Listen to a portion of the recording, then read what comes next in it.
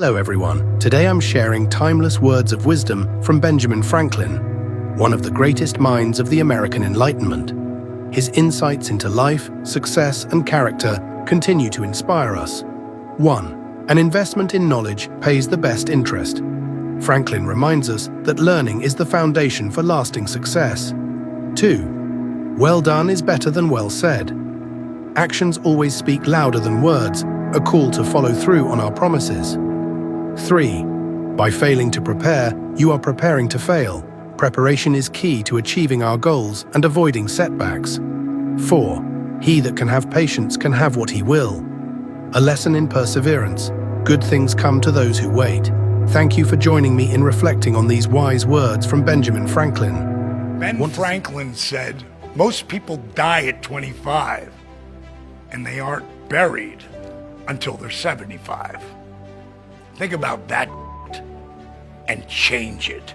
So there's a quote that I live by, early to bed, early to rise, makes a man young, wealthy, and wise.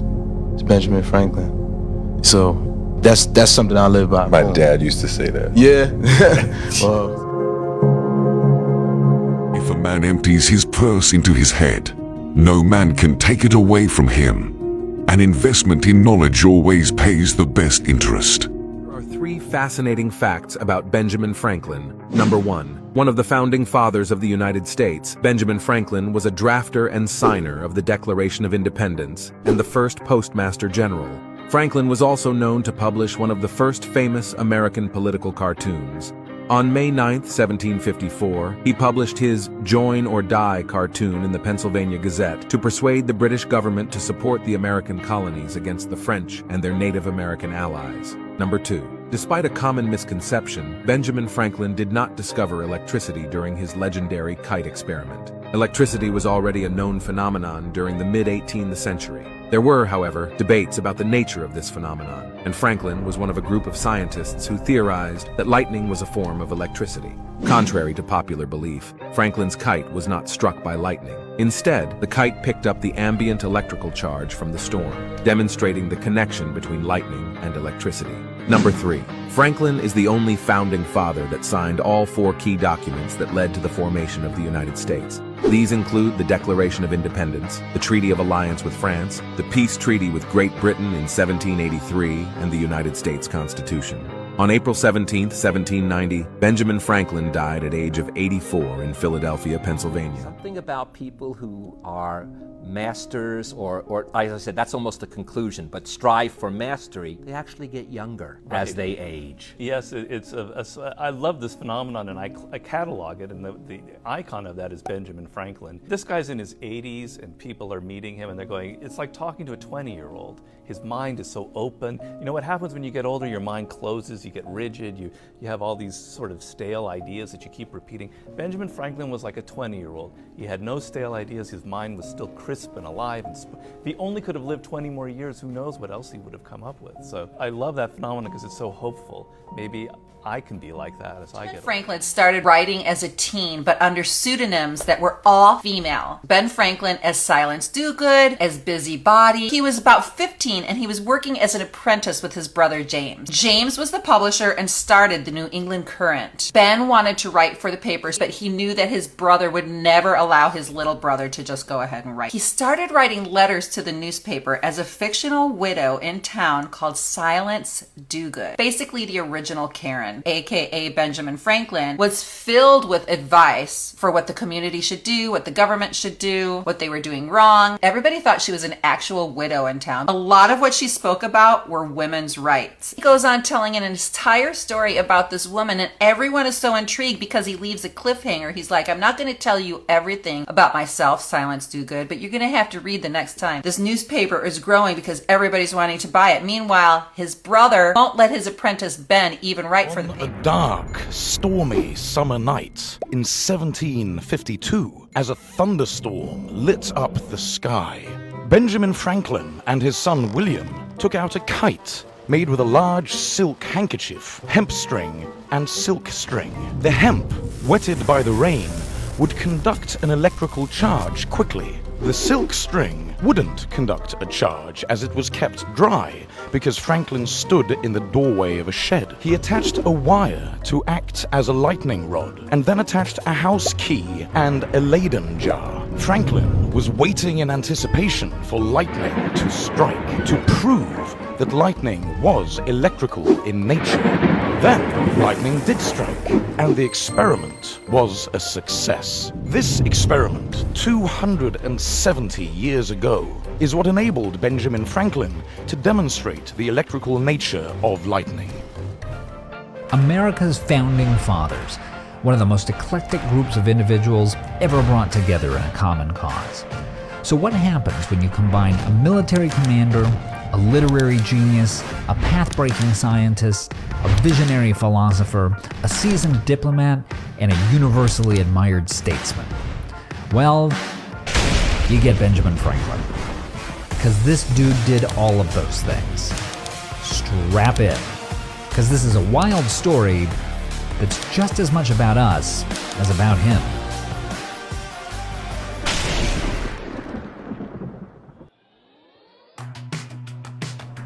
It's a real testimony to America's obsession with our founding fathers that nearly 250 years later, we're still fixated on these guys.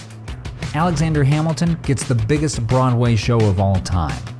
John Adams gets a best-selling book and an HBO series. George Washington gets... Okay, for real though, does anyone know what this is supposed to be? Now, those guys definitely deserve the attention, but let us put in a word for the man who gave us our name here at Kite and Key. Yeah, think about it for a second.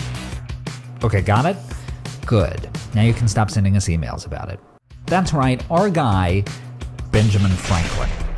Now, we're not going to tell you that he's the greatest American ever. Everyone knows that's Dolly Parton, but he may just have been the most American ever. Here's what we mean. Chances are that almost every trait you think of as part of our national character is something you can find in the life of Benjamin Franklin. America is a country where you can rise from nothing to achieve great things, right? Well, that describes Ben pretty well. One of 17 children, his formal education only went up to the age of 10. Although people ended up calling him Dr. Franklin because he nevertheless got an honorary doctorate from Oxford, in addition to honorary degrees from Yale and Harvard. And at 17, he got his start when he ran away from Boston, violating an employment contract with his own brother to start a new life in Philadelphia. So yeah, he started his career as a fugitive. Also pretty American. And in short order, he turned into a big success. Between his newspaper, the Pennsylvania Gazette, and his best-selling book series, Poor Richard's Almanac, Franklin did so well as a publisher that he was able to retire by the age of 42. Now, you know what comes next. 42 and retired in Philly, Jersey Shore. Unless you're Ben, because another way he was quintessentially American is that he was restless and always looking for the next thing to build. And man, did he ever build them. The first lending library in America, he starts it. The country's first volunteer firefighting company, he starts it. The University of Pennsylvania, he starts it and serves as its first president. He helps charter the nation's first hospital, and he even runs the colony's Postal Service, you're going to want to sit down for this one, at a profit. Now, as this list might suggest, a lot of this came from the fact that Ben Franklin had a very American obsession with self-improvement. In fact, his autobiography is practically the nation's first self-help book, providing detailed formulas for how to be a better, more disciplined person. And this is how insane this gets. We're not joking. Benjamin Franklin invented the pro and con list. Like to see Alexander Hamilton do that. And it was this fascination with testing out all his options that also made Franklin one of the great scientific thinkers of his day. You already know about the kite and the key, more on that in a minute, and you might know that he invented bifocals, the Franklin stove, and the lightning rod. But did you know that he also was one of the first proponents of inoculations against disease, the first person to chart the Gulf Stream, and even one of the first to identify what we now know as the placebo effect? I mean, it's impressive and borderline annoying. And this is before we get to all the quintessentially American stuff that you probably already know him for. Speaker of the Pennsylvania Assembly, Governor of Pennsylvania, member of the committee that drafts the Declaration of Independence, ambassador to France who secures their support for the American Revolution, and the oldest member of the Constitutional Convention. Which is not to mention leading troops during the French and Indian War, calling for the abolition of slavery, and coming up with the most iconic symbol of the American Revolution, because of course, why wouldn't he have? Now, when someone's life is that full, it probably makes sense that not every story about them is going to be totally airtight. It's not actually true, for instance, that Franklin discovered electricity with a kite and a key. He just proved that lightning was a form of electricity. Not that that's super easy, by the way. A Russian physicist trying to replicate the results a year later, without the proper grounding, managed to kill himself. It's also not true that Franklin came up with the idea of daylight saving time, not true that he wanted the turkey to be the national bird, and he said that wine is proof that God loves us and wants us to be happy, not beer, which is one area where he could have been a slightly better American. But here's the thing, Benjamin Franklin's life was so crazy that any story about him sounds plausible. Because the following are things he really did do. He did electrocute turkeys because he thought it made the meat more tender. He did introduce tofu to Americans, and he did leave money in his will for the cities of Boston and Philadelphia on the condition they couldn't use it for 200 years. That's right, he was giving millions of dollars to charity in the 1990s. Oh, there's also one other one we should mention. He may have killed Beethoven. Franklin invented the harmonica, a musical instrument played by applying wet fingers to glass, and Beethoven had one, and it turns out that a lot of them were made with significant amounts of lead, and it turns out Beethoven probably had lead poisoning, but look, it's not very likely, and honestly, if anyone had ever done enough to work off that debt? All of which is to say that Ben Franklin was quintessentially American, always striving, always on to the next thing, always believing that tomorrow could be better than today. And there's a lot of inspiration to be found there. So yes, the father of our country was a strapping military man who carried himself with grace and dignity. The mind behind the Declaration of Independence belonged to a country gentleman with the heart of a poet. But the real seeds of our national character go back to a fat dude with a mullet who just kind of did a little bit of everything, which is about as American as it gets. God, is this a great country. 1791, Ben Franklin, or at least his publishing house because he had died a year prior, published his autobiography. And in that autobiography, Franklin actually laid out his daily schedule.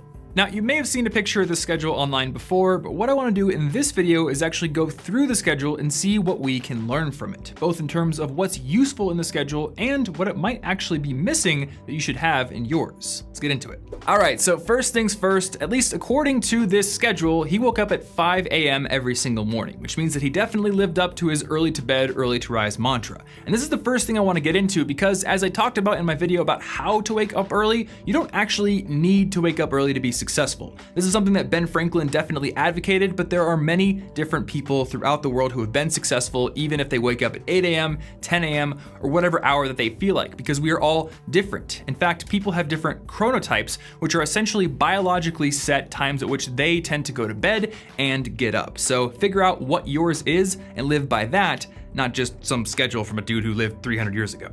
So the first real item of business on this schedule is the morning question. What good shall I do this day? And this is setting an intention, and I think it's a great habit to adopt in your own life, because setting an intention allows you to give yourself direction for the day, and when those urgent tasks or distractions come up later in the day, you're gonna be able to keep your eye on the prize and avoid them.